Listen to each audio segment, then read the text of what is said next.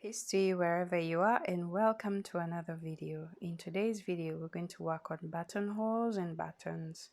First things first, let's check out the presser foot for the buttonholes. This is what it looks like. And the first thing you do is you adjust the button. So whatever size of button you have, this presser foot is actually adjustable. So you adjust the button, you fit it there, and then you make sure it fits properly so you get the right size when you're sewing the button hole.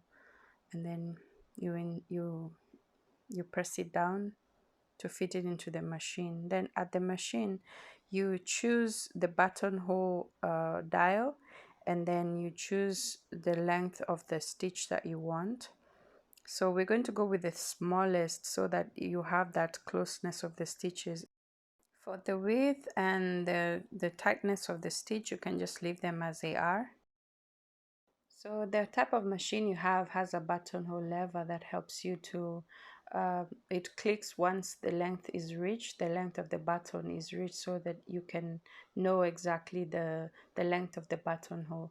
Since you have already marked where your buttonhole begins, you can now start sewing from the beginning, and it will automatically make the buttonhole for you, because once the length is reached, the lever clicks and then goes back, and there you have your buttonhole formed.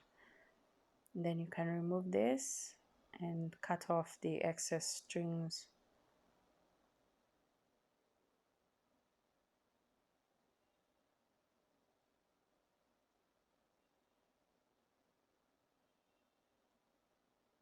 And there you have your buttonhole, and you can use a seam ripper to open up the buttonhole, and we're going to test it after we create the button.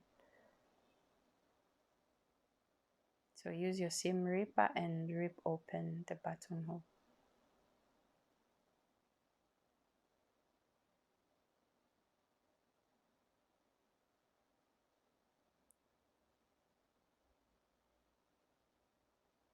After we are done, now we're going to create the button. So for this, you're going to need your button presser foot. So you remove the button from the buttonhole presser foot, and next you get the button presser foot. This will help you to create the button very easily without having to hand stitch or anything of the sort. So first things first, we're going to lower the feed dogs at the back of your machine, or somewhere at the machine. You have a place where you lower your feed dogs, and once they're lower, this will be easier so that so that your cloth does not move around when you're installing your button. So now that the feed dogs are lowered, it's time to create the button. So first of all, you put in the button presser foot. Now for the button, you will need to adjust a few of the settings at the machine. So first things first is you change into a zigzag stitch.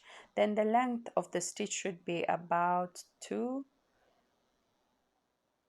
And then for the width is always 3.5. So make sure it's at 3.5. So you input your the fabric where you want to input your button.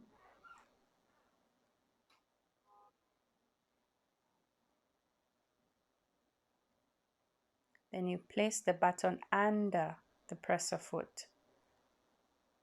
This presser foot is a bit tricky, so make sure when you're installing, or when you're putting it, where there is space, the part that has the space is where you put the button.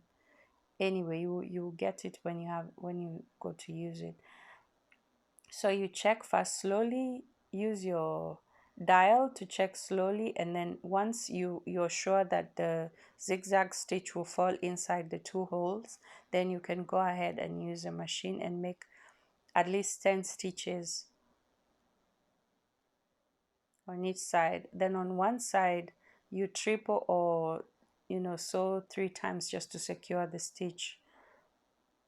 Then you do the same for the other side, or for the as many times as you need if you need to go around the button.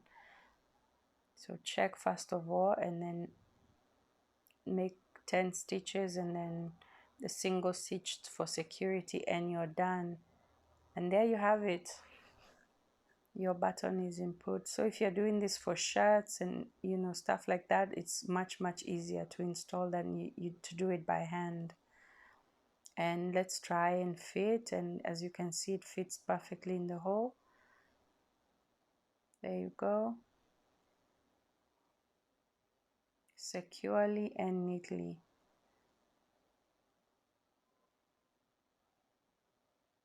And there you have it, all done. Thank you so much for watching, and I'll see you on the next video. Enjoy yourself.